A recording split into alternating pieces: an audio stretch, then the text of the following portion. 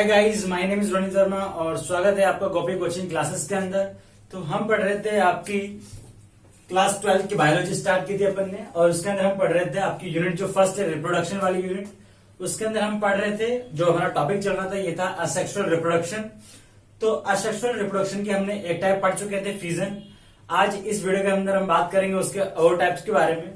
इस वीडियो के अंदर हम आज जो पढ़ेंगे उसके बारे में बात करते हैं। आज जो हम इस वीडियो में पढ़ने वाले हैं ये है बडिंग और स्पोर फॉर्मेशन के बारे में, एंड कॉनोडिया एंड फ्रेगमेंटेशन के बारे में।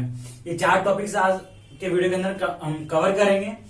और ये आज की जो वीडियो बहुत महत्वपूर्ण होने वाली है, क्योंकि जो नीट वगैरह का एग्जाम छात्र देंगे उसके अंदर क्या होता है, इससे एक या दो क्वेश्चंस बनते हैं आपके, जो एग्जाम्पल्स के तौर पे पूछ ले जाते हैं कि इनमें किस प्रकार का जनन होता है। ठीक है, तो स्टार्ट करते हैं आज का अपना जो वीडियो है। मुकुलन या बडिंग क्या होता है? देखिए, मुकुलन या जो बडिंग होता है ये एसेक्सुअल जो रिप्रोडक्शन होता है उसका एक प्रकार होता है, सबसे पहली बात तो।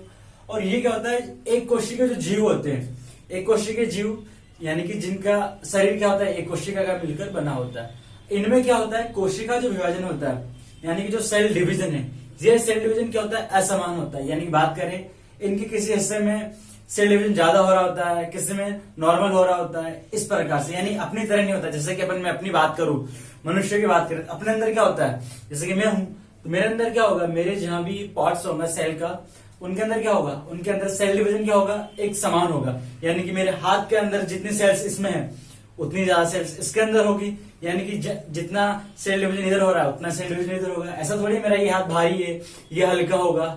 ठीक है, तो अपनी ओवरऑल बात करें तो अपने अंदर क्या होता है, सेल डिवीजन एक समान प्रकार का होता है। बट क्या होता है, ये जो एक कोशिका जीव है इनके अंदर क्या होता है, सेल डिवीजन एक समान प्रकार के नहीं होता है। इनके किसी बॉडी पार्ट में सेल डिवीजन ज्यादा होता है। ठीक है, तो बात करते हैं यानी कि cell division same in any part, ये चीज इनके अंदर नहीं होती। किनके अंदर, एक कोशिका जीव होते हैं इनके अंदर। ठीक है, तो इस प्रकार क्या होता है इनके अंदर। फिर जन्म जो पाया जाता है ये बडिंग होती है, क्योंकि इनके अंदर क्या होता है, एक बड का निर्माण होता है, यानी मुकुल का निर्माण होता है, या वही वृद्धि का निर्माण होता है। चलिए अब बात करते हैं, इसके दो प्रकार होते हैं। एक तो होता है एक्सोजीनस होता है, एक एंडोजीनस होता है। अब देखिए, अब इनमें क्या होता है, जो बड बनेगा यानी कि जो भाई वृद्धि बनेगी, यानी कि जो अति वृद्धि बनेगी, अति वृद्धि, तो ये क्या होगी, एक तो बाहर बन सकती है जीव के बाहर, या फिर एक बन सकती है जीव के अंदर।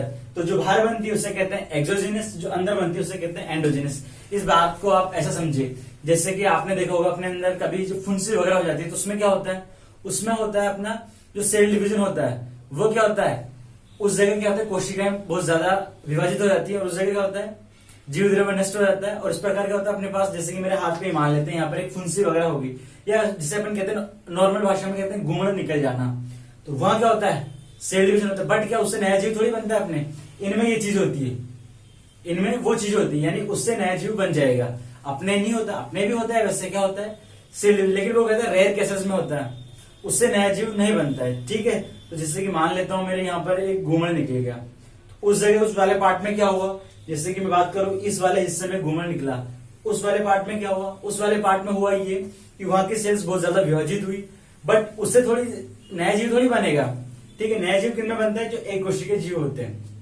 चलिए, तो एक्सोजीनस और एंडोजीनस ये दो प्रकार का होता है। ठीक है, मनुष्य में भी एंडोजीनस टाइप देखा जा सकता है, कैसे अंदर जब गांठों का निर्माण हो जाए इस प्रकार से क्या होता है, वो एंडोजीनस होता है। बट अपने क्या होता है, इनसे नया जीव नहीं बनता है, तो अपन क्या कहते हैं, इसे कहते हैं अपना अंदर, अपने अंदर किसी प्रकार का एसेक्सुअल रिप्रोडक्शन नहीं हो पाया जाता, या उसे अपन बडिंग नहीं कहते हैं। ठीक है, ये सिर्फ किन में है, ये सिर्फ होता है एक कोशिका जो जीव होते हैं।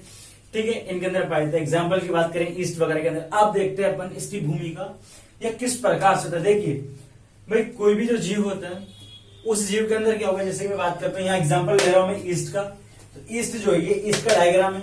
इसमें क्या होगा, एक जगह क्या होता है, कोई सा भी बॉडी पार्ट हो सकता है, ऊपर साइड बगल कहीं भी, इनमें क्या होता है, कोशिका विभाजित होती है। अब कोशिका विभाजित होकर क्या होता है, एक बॉडी का निर्माण कर लेती है, एक हिस्सा फूल जाता है इनका, एक अलग से कोई हिस्सा इनमें आ जाता है जिसे अपन बॉडी कहते हैं।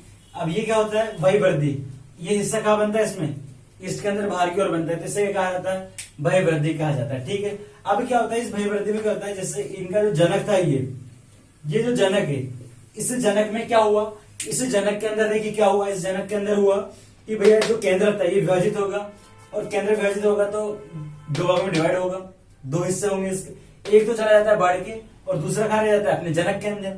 अब इस प्रकार क्या होता है, ये बाद में इनके अंदर कोशिका द्रव्य का विभाजन भी होता है, वही जो अपन ने पहले पढ़ा था, पहले कैरोकाइनेसिस फिर साइटोकाइनेसिस, जो अपने पिछले वीडियो के अंदर अपन ने देख चुके थे उस चीज के बारे में।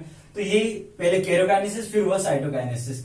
अब तो क्या होता है, ये जीव क्या होता है, यहाँ पर क्या है, ये अल्प विकसित होता है, यानी कि अल्प विकसित का मतलब ये फुल ऑन डिपेंड होता है इसके अपने जनक के ऊपर, यानी जो पोषण वगैरह लेना होता है ये सब किससे लेना होता है, इसको अपने जनक पेरेंट्स से लेना होता है, ठीक है। बट क्या होता है, जैसे ये विकसित हो जाता है, विकसित होने के बाद क्या होता है, विकसित होने के बाद ये क्या चला जाता है, ये हो जाता है अपने जनक से पृथक हो जाता है और अपना क्या होता है, एक स्वतंत्र नया जीवन यापन करने लगता है। तो इस प्रकार क्या हुआ, इनके अंदर बड़ का निर्माण हुआ, बड़ यानी कि इसे बात करें मुकुल का निर्माण हुआ। तो इस प्रकार जो मुकुल बना है, इस मुकुल से इनमें नए जीव का निर्माण होता है। इस प्रकार अपन क्या कहते हैं, असेक्सुअल रिप्रोडक्शन बाय बडिंग के द्वारा, ठीक है। बट ह्यूमंस के अंदर ऐसा नहीं होता। देखा है आपने कभी आपके घूमर से एक नया जीव बन गया हो, नई संतति बन गई हो, ऐसा नहीं होता, ठीक है। तो ये किसका एग्जाम्पल था अपना, ये एग्जाम्पल था एक्सोजीनस का, क्योंकि बाहर की तरफ बना है ना, ये देखिए, ठीक है। ऐसे अपन नेक्स्ट एग्जाम्पल लेते हैं अपना, ये होता है हाइड्रा के अंदर। हाइड्रा के अंदर भी इसी प्रकार से होता है। हाइड्रा के अंदर क्या होगा भाई, इसके शरीर का कोई भी जो हिस्सा होगा, इस हिस्से के अंदर क्या होगा, बहुत सारी कोशिकाएं विभाजित होंगी। असमान कोशिका विभाजन होता है। असमान कोशिका विभाजन होने से क्या होगा, इसकी एक ही जगह पर बहुत सारी कोशिकाएं विभाजित हो जाती है और इस प्रकार एक बड़ का निर्माण होता है, एक मुकुल नामक संरचना का निर्माण होता है। अब ये संरचना क्या होती है, धीरे धीरे अपने जनक से पोषण प्राप्त करती है, बहुत सारे न्यूट्रिशन लेती है अपने जनक से और धीरे धीरे ये विकसित होने लगती है। जब ये पूरी तरह मैच्योर हो जाएगी, मैच्योर होने के पश्चात क्या होगा, जब ये फुल ऑन डिपेंड हो जाएगी खुद के ऊपर, तो ये अपने जनक पेरेंट्स जो होता है उससे पृथक हो जाती है। पृथक होने के कारण करता है जनक संतति से, ये जो संतति है ये अपने जनक से अलग हो जाएगी, अलग होकर अपना खुद का जीवन यापन करेगी। फिर इस प्रकार से इसके अंदर क्या होगा, ये प्रोसेस चलती रहेगी। इस प्रकार से क्या होता है, एक्सोजीनस होता है। ये एग्जांपल लिया था अपन ने हाइड्रा का और ये एग्जांपल था ईस्ट के अंदर, ठीक है। ये बात तो किसकी हुई, अपनी एक्सोजीनस की बात हो चुकी है। चलिए अब बात करते हैं एंडोजीनस। एंडोजीनस में क्या होता है कि भैया जो मुकुल्स वगैरह जो होते हैं, अब ये मतलब कि मुकुल्स तो अपन यहाँ नहीं कहेंगे, अपन कहेंगे अतिवृद्धि जो होती है ये आंतरिक यानी इनके शरीर के अंदर बन जाती है, इनकी जो बॉडी होती है इनके अंदर बन जाती है, ठीक है। यानी कि जैसे कि ये एग्जांपल मैं लेता हूं, एग्जांपल अपना स्पंज। स्पंज के अंदर भी क्या है, दो एग्जांपल इसके, स्पंजिला और साइकन, ये इसके अंदर पाई जाती है। इनमें क्या होता है, जो इनकी आर्कियोसाइट सेल होती है इनके अंदर पाई जाती है आर्कियोसाइट सेल्स। अब ये आर्कियोसाइट सेल क्या होती है, आर्कियोसाइट सेल क्या होती है, वह सेल होती है जिनके अंदर क्या डिवीजन करने की क्षमता होती है, जिससे वो क्या करती है, विभाजित करती है और विभाजित होकर वो क्या बना लेती है, विभाजित होकर वो बना लेती है कोशिका। उन कोशिकाओं के द्वारा क्या होता है, एक नए सजीव का या एक नए ऑर्गेनिज्म का निर्माण होता है। तो इस प्रकार आर्कियोसाइट सेल्स का काम होता है। ये काम पूछ लिया जाता है, आर्कियोसाइट सेल्स का स्पॉन्जिला या साइकिल के अंदर क्या काम होता है। नीट के लिए बहुत इंपॉर्टेंट क्वेश्चन होता है ये, और आपके 11वीं कक्षा में पूछ लेते हैं। तो इनमें क्या होता है, इनमें होती है टोटिपोटेंस यानी पूर्ण शक्तता, यानी कि नए सेल नए जीव के निर्माण की इनके अंदर क्षमता होती है, ठीक है। तो इस प्रकार क्या हुआ, स्पंज की जो सेल होती है, ये जो जीव होता है ये, इनमें क्या होता है, बहुत सारी ये आर्कियोसाइट सेल्स विभाजित होती है, विभाजित होकर बहुत सारी कोशिकाएं बना लेती है। और ये जो कोशिकाएं होती है ये किसका निर्माण करती है, बाद में ये कोशिका निर्माण करती है एक नए स्पंज का, एक नए स्पंजिला, एक नए साइकन का निर्माण कर लेती है। अब तो ये चीजें कहाँ बनी, ये चीजें बनी साइकन के अंदर बनी, ये स्पंज के शरीर के भीतर बनती है, इस कारण इन्हें एंडोजीनस कहते हैं। अब इस प्रकार ये जो संरचना बनती है इसको एक नाम से जाना जाता है, इसे कहते हैं जेम्यूल। तो जेम्यूल के द्वारा जो होता है, किनके अंदर होता है जनन, ये होता है स्पंज के द्वारा, स्पंज में होता है। स्पंज में भी अगर विशेष तौर पर बात करें स्पंजिला या साइकन के अंदर होता है, ठीक है। तो इस प्रकार से था ये जेम्यूल संरचना। आपके 11वीं कक्षा के अंदर भी जेम्यूल से क्वेश्चन आता है कि जेम्यूल क्या होते हैं, तो आप क्या बोलोगे, आप बोलोगे कि जेम्यूल क्या होता है कि जो स्पंज होता है इनके शरीर के अंदर क्या होता है, आंतरिक जो संरचना होती है इनमें क्या होता है आर्कियोसाइट सेल, जिनके अंदर क्या होती है पूर्ण शक्तता या नए कोशिका नए सेल विभाजन के द्वारा नए जीव के निर्माण की क्षमता होती है। ये विभाजित होती है और एक बहुत सारी कोशिकाओं का ग्रुप बनाती है, जिस ग्रुप को क्या कहते हैं अपन जेम्यूल कहते हैं। और जेम्यूल के द्वारा क्या होता है, इनके अंदर ये जो सेल होती है बाद में ये जब मुक्त होंगी अपने जनक से तो क्या बना लेंगी, एक नए जीव का नए स्पंज का निर्माण कर लेती है। तो इस प्रकार ये जेम्यूल होता है, ठीक है। तो इस प्रकार से अपने क्या पढ़ा, इस प्रकार से अपने पढ़ा बडिंग, इस प्रकार से अपने पढ़ा बडिंग, और बडिंग के द्वारा अपने जनन समझ लिया। ठीक है, चलिए अब बात करेंगे अपन स्पोर फॉर्मेशन के बारे में। तो चलिए बात करते हैं अपन स्पोर फॉर्मेशन के बारे में, यानी कि बीजाणु जनन के बारे में। तो बीजाणु जनन क्या होता है, देखिए नाम से अपन को क्या पता चल रहा है, नाम से पता चल रहा है कि इसके अंदर भैया बीजाणु जनन है, तो बीजाणु का तो काम होगा सही, बीजाणु तो बनेंगे सही। ठीक है, तो स्पोर फॉर्मेशन यानी कि बीजाणु का निर्माण।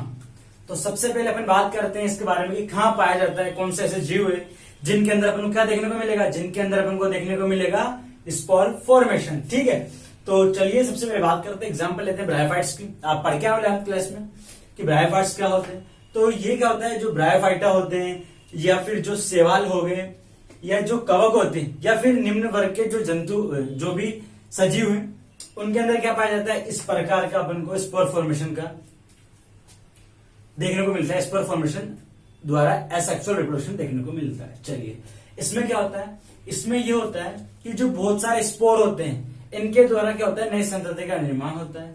अब वो स्पोर किस प्रकार बनते हैं, तो देखिए, तो ये जो स्पोर होते हैं इस प्रकार से क्या होता है, ये स्पोर बनते हैं स्पोरेंजियम यानी कि बीजाणुधानी के अंदर। स्पोरेंजियम मतलब बीजाणुधानी, हिंदी में क्या कहेंगे अपन, बीजाणुधानी, और इंग्लिश जो टर्म है इसकी ये क्या है, स्पोरेंजियम। स्पोरेंजियम वह एक थैलेनुमा संरचना होती है जिसके अंदर बहुत सारे क्या पाए जाते हैं, जैसे ये थैलेनुमा संरचना, इसके अंदर क्या बहुत सारे बीजाणु यानी कि स्पोर है, इससे क्या कहेंगे अपन, इसे कहेंगे अपन स्पोरेंजियम। ठीक है, और ये स्पोरेंजियम जिस पर टिकी होती है उसे कहते हैं स्पोरेंजियोफोर। ठीक है, क्या कहते हैं, स्पोरेंजियोफोर यानी कि बीजाणुधानी धर। ठीक है, जो बीजाणुधानी को धारण करता है यानी बीजाणुधानी धर। ठीक है, इस प्रकार से। तो ये हो गया। तो एग्जांपल लेते हैं अपन राइजोपस या म्यूकर, जो कि क्या एक कवक होते हैं। इन कवक के अंदर किस प्रकार से देखिए अपन देखेंगे स्पोर फॉर्मेशन हो रहा है, और स्पोर फॉर्मेशन के द्वारा किस प्रकार से नई संतति का निर्माण हो रहा है। चलिए बात करते हैं, ये है अपना राइजोपस हो गया यानी, और म्यूकर, ये दो एग्जांपल्स हैं, इनमें सेम ही होता है। तो चलिए बात करते हैं। तो ये था अपना राइजोपस था, इसमें क्या हुआ, स्पोरेंजियोफोर था, स्पोरेंजियोफोर पे क्या हुआ, बीजाणुधानी यानी स्पोरेंजियम का निर्माण हुआ। अभी जो स्पोरेंजियम बनी, इनके भीतर क्या है, इनके भीतर है स्पोर यानी कि बीजाणु। अभी ये क्या होंगे, जो परिपक्व हो जाएंगे बीजाणु, तो ये थैली फट जाएगी, इसके द्वारा क्या होंगे, बहुत सारे जो बीजाणु ये वातावरण में मुक्त हो जाएंगे। मुक्त होकर क्या होंगे, या जो वायु के द्वारा है या जल के द्वारा ये कहीं भी वातावरण में फैल जाते हैं, दूसरे स्थान पर चले जाते हैं, वितरित हो जाते हैं। ठीक है, तो इस प्रकार से ये क्या होते हैं, फैल जाते हैं या वातावरण में विस्तृत हो जाते हैं। तो अब ये क्या होते हैं, दो प्रकार के होते हैं, यानी कि जो बीजाणु होते हैं दो प्रकार के होते हैं। कैसे, एक तो जिनके अंदर क्या होते हैं वो नहीं पाए जाते, यानी कि सीलिया नहीं पाए जाते और फ्लेजिला नहीं पाए जाते। यानी कि बात करें तो जैसे कि सीलिया और फ्लेजिया जिनके अंदर नहीं पाए जाएंगे तो उन्हें तो क्या कहेंगे अपन, उन्हें कहेंगे अचल, और जिनके अंदर पाए जाएंगे उन्हें क्या कहेंगे, उन्हें कहेंगे अपन चल। ठीक है, तो राइजोपस या म्यूकर के अंदर किस प्रकार का निर्माण होता है, ये बनते हैं अचल बीजाणु, जो कि किसके अंदर रहते हैं, स्पोरेंजियम के अंदर रहते हैं। ठीक है, और स्पोरेंजियम किसके ऊपर व्यवस्थित रहती है, स्पोरेंजियोफोर के ऊपर। ठीक है, अब क्या होता है, जब अनुकूल परिस्थिति आती है, जब इनके अकॉर्डिंग माहौल बनता है, तो क्या होता है, ये वातावरण में विस्तृत हो जाते हैं, फैल जाते हैं, और वही अनुकूल परिस्थिति आते ही कहते हैं अंकुरित होते हैं, और इसके द्वारा वापस से क्या बना ले जाते हैं, एक राइजोपस का निर्माण कर दिया जाता है, एक नए कवक का, नए शैवाल का, नए कवक का निर्माण कर दिया जाता है। ठीक है, इस प्रकार से क्या हुआ, इस प्रकार से इनके अंदर क्या होता है, अचल बीजाणु का निर्माण होता है। अचल बीजाणु वापस से किसका निर्माण करते हैं, राइजोपस का या म्यूकर का निर्माण करते हैं। ठीक है, अब क्या होता है, बहुत सारे क्या होते हैं इनके अंदर स्पोरेंजियम बनती है, तो बहुत सारी अधिक संख्या में स्पोरेंजियम बनने का उन्हें क्या कह दिया जाता है, उन्हें कह दिया जाता है स्पोरेंजिया। क्या कह दिया जाता है, उन्हें कह दिया जाता है स्पोरेंजिया। यानी कि बात करें तो यानी ग्रुप ऑफ स्पोरेंजियम, ये क्या कहलाता है, ये कहलाता है आपका स्पोरेंजिया। ठीक है, इस प्रकार से ये किसके अंदर हो रहा था, इस प्रकार से ये जो जनन हो रहा था अपना, ये हो रहा था राइजोपस या म्यूकर के अंदर हो रहा था। ठीक है, अब बात करते हैं क्लेमाइडोमोनास की। ये क्या था, एक ब्रायोफाइट्स होता है, क्लेमाइडोमोनास में वही होता है, बहुत सारी जो स्पोरेंजिया, ये जो स्पोरेंजियम होती है, इस स्पोरेंजियम के अंदर क्या होता है, बहुत सारे किसका निर्माण होता है, स्पोर का निर्माण होता है। अब ये स्पोर क्या होते हैं, सीलिया एवं फ्लेजिला युक्त होते हैं, यानी कि ये वातावरण में क्या कर सकते हैं, गति कर सकते हैं। इस कारण इन्हें क्या कहते हैं, इन्हें कहते हैं चल बीजाणु कहा जाता है, यानी वातावरण में गति करने के कारण इन्हें क्या कहा जाता है, इन्हें कहा जाता है चल बीजाणु कहा जाता है। चल बीजाणु को इंग्लिश जो टर्म होती है ये होता है इनका जूस्पोर। इसे ध्यान रखिए आप, जूस्पोर क्या होते हैं, जूस्पोर यानी कि जो चल बीजाणु होते हैं जिनके अंदर सीलिया पाया जा रहा है, जिनके अंदर फ्लैजिला पाया जा रहा है, उन्हें क्या कहेंगे अपन, उन्हें कहेंगे अपन जूस्पोर। क्या कहेंगे, जूस्पोर। चलिए बात करते हैं इस प्रकार से क्या होता है। अब ये क्या होता है, जैसे अनुकूल परिस्थिति आगे हुई, अनुकूल परिस्थिति आती है, ये भी वातावरण में मुक्त हो जाएंगे। मुक्त होकर क्या करेंगे, इनसे क्या होता है, नए सजीव का या नई संतति का निर्माण होता है। चलिए ये बात किसकी हुई, क्लेमाइडोमोनास की। ठीक है, अब बात करते हैं अपन यूलोथ्रिक्स। यूलोथ्रिक्स भी क्या होता है, एक शैवाल होता है। इसके अंदर भी क्या होता है, सेम वही चीज होती है। इस प्रकार से इसका शरीर का स्ट्रक्चर होता है।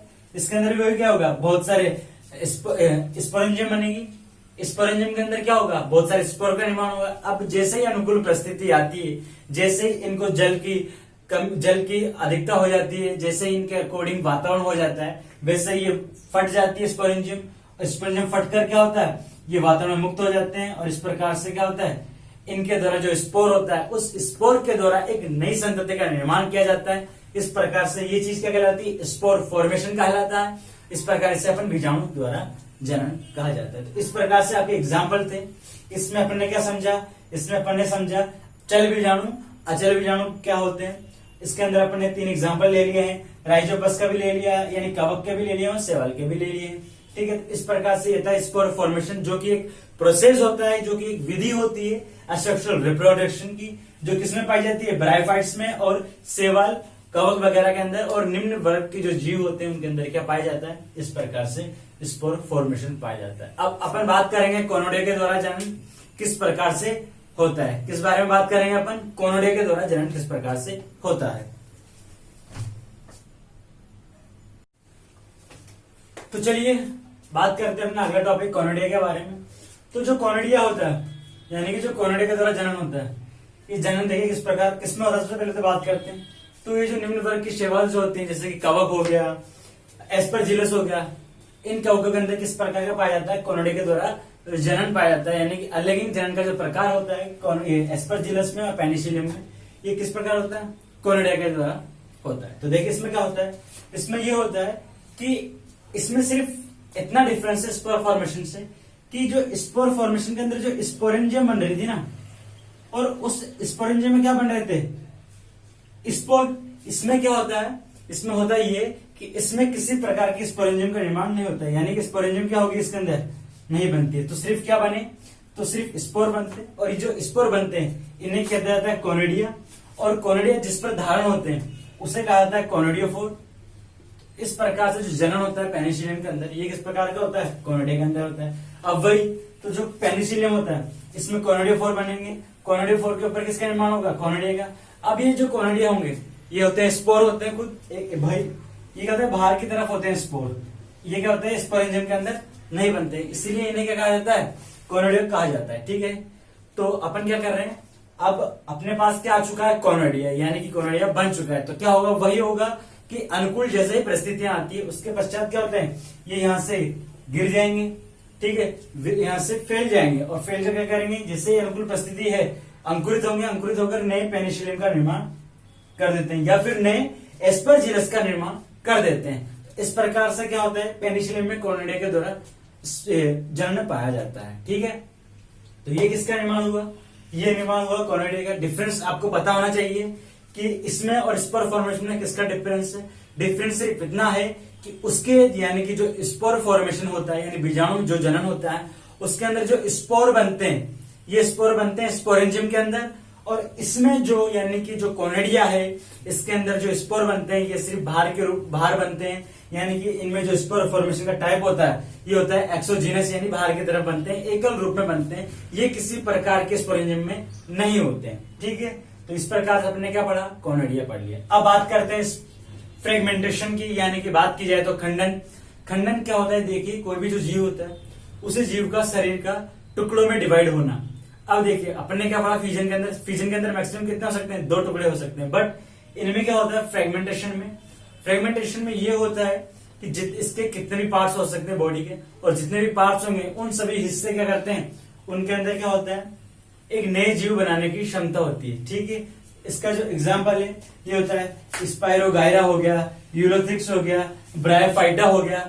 अपन प्लेन एरिया देखा आपने, जो प्लेन एरिया होता है, प्लेनेरिया जो होता है, प्लेनेरिया, इसे अपन क्या कहते हैं, चाकू की धार पर कटने वाला जो जीव कहा जाता है, ये भी कहा जाता है प्लेन एरिया को। इनके अंदर क्या होता है, फ्रेगमेंटेशन होता है, खंडन होता है। इनमें क्या होता है, इनका जो शरीर होता है ये कि बहुत सारे टुकड़ों में टूट जाता है और टूट कर क्या होता है, उससे प्रत्येक जो हिस्सा होता है नए जीव बनाता है। ठीक है, अब सबसे पहली बात की जाए तो ये किन में होगा, ये क्या होता है, स्पायरोगायरा हो गया, यूलोथ्रिक्स, ब्रायोफाइटा, और कुछ जो तंतुवत यानी सूत्रवत यानी कि जो फिलामेंट रूप में जिन शैवालों का, जिन कवकों का शरीर होता है, जिन भी कवक का एक धागे के रूप में या फिर एक तंतु के रूप में शरीर है, उनमें क्या पाया जाता है, फ्रेगमेंटेशन के द्वारा एसेक्सुअल रिप्रोडक्शन पाया जाता है। तो क्या होगा, ये जैसे कि बात करें यूलोथ्रिक्स के लेते हैं, ये क्या है, या स्पायरोगायरा की ले लो, स्पायरोगायरा का शरीर ये होता है। ठीक है, ये क्या है, फिलामेंट है तंतु के रूप में, तो ये जैसे टूट जाएगा, अब दो से अधिक हिस्से भी हो सकते हैं, यहाँ सिर्फ मैंने दो लिए, दो से अधिक हिस्से भी हो सकते हैं, और प्रत्येक जो हिस्सा होगा इसका, ये एक नए तंतु का निर्माण करेगा, और इस नए तंतु से क्या होगा, नए स्पायरोगायरा का, नए ब्रायोफाइट्स का, नए यूलोथ्रिक्स का निर्माण होता है। ठीक है, इस प्रकार से अपन क्या पढ़ेंगे, पढ़ चुके अपन फ्रेगमेंटेशन पढ़ चुके। अब एक और बात आपको ध्यान रखनी है कि जो एक जीव होता है ना, उसमें अलैंगिक जनन दो तीन प्रकार से हो सकता है। जैसे कि अपने बात करे थे यूलोथ्रिक्स के अंदर, तो यूलोथ्रिक्स के अंदर स्पर फॉर्मेंटेशन भी होता है, इसके अंदर फ्रेगमेंटेशन भी होता है। इस प्रकार से एक जो जीव होता है उसके अंदर दो तीन प्रकार से क्या पाया जाता है, असेक्सुअल रिप्रोडक्शन पाया जा सकता है। ये बात आपको ध्यान में रखनी है। तो अपन आज के वीडियो में सिर्फ इतना ही पढ़ेंगे फ्रेगमेंटेशन के तक। अगला जो वीडियो होगा अपना, इसका एक और टाइप बच रहा है एसेक्सुअल रिप्रोडक्शन का, ये है वेजिटेटिव रिप्रोडक्शन। ठीक है, तो इस प्रकार से आज का जो वीडियो अपन यही समाप्त करते हैं फ्रेगमेंटेशन तक।